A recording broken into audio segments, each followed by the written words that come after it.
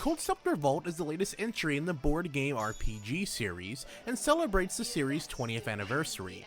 With a rich history behind this series, I am honestly surprised I never heard of it before the 3DS announcement.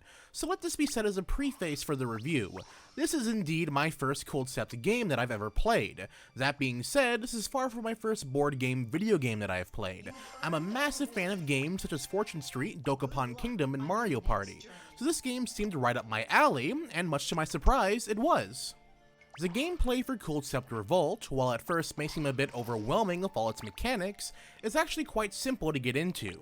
The objective of this game is to be the first player to achieve a certain amount of magic and then get back to the goal to be crowned a winner.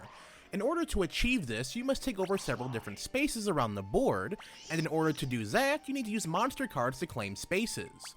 Once you have a monster on a space, you are able to collect tolls from players who land on it, and you can level it up to increase the toll amount from the space as well.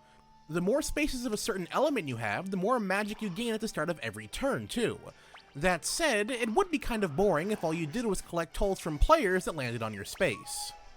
When you land on another player's space and you choose not to pay the toll, you enter into a card battle. You must play one of your monsters against your defending monster. Once you pick your monster, you and the defender get a chance to pick a spell card of sorts that can increase your monster's stats to turn the tide of battle in their favor. So this is where you must keep an eye on what cards your enemy has to see if you have a card that will beat theirs. While I am not the biggest fan of being able to see your enemy's cards, it does prevent the fear of the unknown, so you always feel like you have a chance of winning or defending if you play accordingly.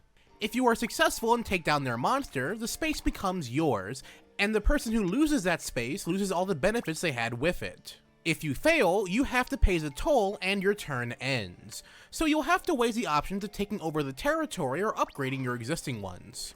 Like any card game, you need to build your deck.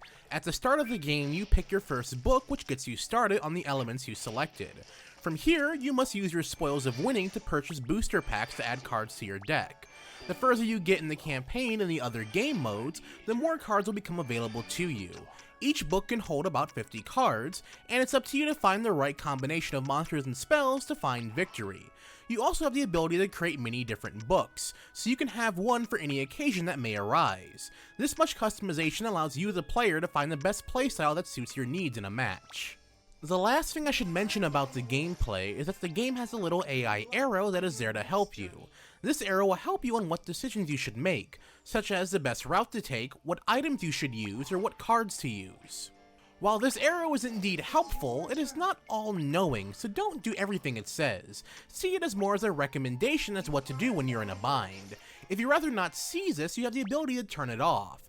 But, for a newbie like myself, it provided great help in formulating my own strategy. Culdcept Revolt offers a variety of different game modes to play. There is a campaign mode, online play, and solo play. I will touch on the campaign in a second, but the solo and online modes pretty much do exactly how they sound. The solo mode is more or less used to grind to get better cards to use, and to test out your new deck before going into battle online with your friends. The online mode is where you will play with your friends and people around the world to see whose deck and strategy reigns supreme. You can play with up to 4 players online in matches on various different boards you unlock through playing the game single player. However, from what I have played, the game is best played one-on-one or with a full squad of 4 people. It could just be me, but when I played with only 3, it just felt like the matches went on for far too long. Now it's time to talk about the campaign. While the campaign is just used to ease players into getting used to the game and unlocking new boards and characters, it does have an interesting narrative in and of itself. In the story, you play as a scepter who has lost their memory, original, I know, and has found himself trapped in a city ruled by an evil dictator known as the Count. You are picked up by a resistance group and must make plans to try and flee the city. Sadly, things don't go according to plan, and now you are stuck trying to recover your lost memories to figure out who you are. The story, while a bit cliché, was very interesting, and has a nice colorful cast of characters behind it. I found myself compelled to want to try and finish the campaign to see what happens at the very end, but then I hit a wall. Each chapter is broken up into many different games, and you of course have to complete them to advance the story. Sometimes these chapters would have double-digit battles you have to get through to advance to the next one. While there is a nice story development between each battle felt more and more like a grind against the CPU, a problem that is only amplified by not being able to speed up the CPU's turn. So battles would go on for far longer than what was needed against a computer because I had to wait for the computer to determine what it wanted to do. So I advise not playing the story mode in long sessions, lest you want to be burnt out. That said, you get a lot of new stuff by completing the story mode to use in other modes, so find the right mix that works for you. It should be noted that you must complete the game through Chapter 2 to unlock the game's various other modes, such as online and solo play. At the end of the day, Culdcept Revolt is a really good card game RPG for the 3DS.